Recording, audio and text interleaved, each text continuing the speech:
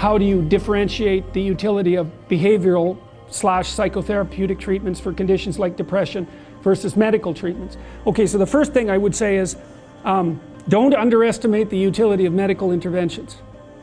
Depression is a catastrophe. It carries with it a very high suicide rate, and it also levels people out, and it's really hard on their families. And so, and it's physiologically extraordinarily damaging. And so if you're in a depressive state and it's severe, you can try an antidepressant. You'll know in a month if it works. If it works, well, maybe it'll help you get your life together. Like we could say, well, maybe you're depressed because your life isn't very well together. Could be. Sometimes people are depressed, their life is just, it isn't fine, because no one's life is fine. Everyone's life is a tragedy.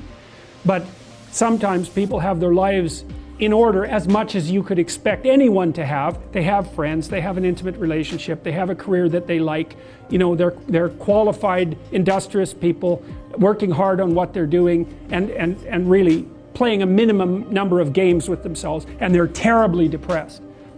Antidepressant, man, sometimes that will just fix it.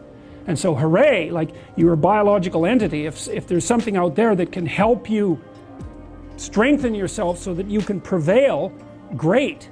And you know, people, you hear everyone takes antidepressants, you know, everyone's taking them. It's like no one takes those bloody things without serious consideration. Half the time I spend with my clients who are depressed is often the 2 years long attempt to get them to tentatively try an antidepressant, because they're so guilty that they're relying on an external crutch to sort out their lives that they can't even tolerate it. But you know, I say, well look, man, what if you had diabetes? You're not going to take your insulin? It's like you got stressed, you blew out at your weakest point. That's what happens when you get stressed. If there's something out there that might help you, it's like, try it, for God's sake. You'll know in a month, and you just stop if it doesn't work. Now, having said that, you want to do a multidimensional analysis. It's like, well, do you have any friends? Do you have an intimate relationship, or are you pursuing one? Do you have a reasonable career? Are you as educated as you are intelligent? Do you have something useful to do with your time outside of work?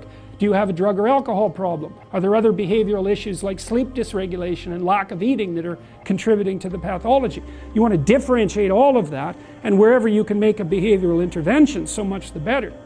But sometimes too, you're dealing with people whose lives are so wrecked that they don't even know where to start. They're different than the ones who have everything in order, say. You say, well, try this, man, maybe you won't cut your throat in the next month, because if you're dead, it's going to be hard to work with you.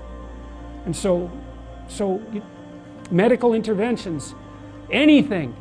If you're sick, you do what is necessary to get better, and you leave your pride behind if you have to.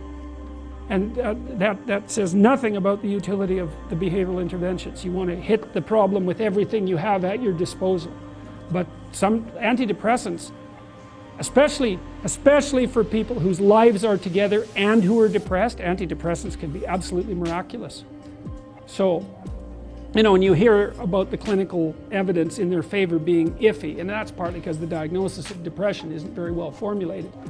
It's very different to have a terrible life than to be depressed.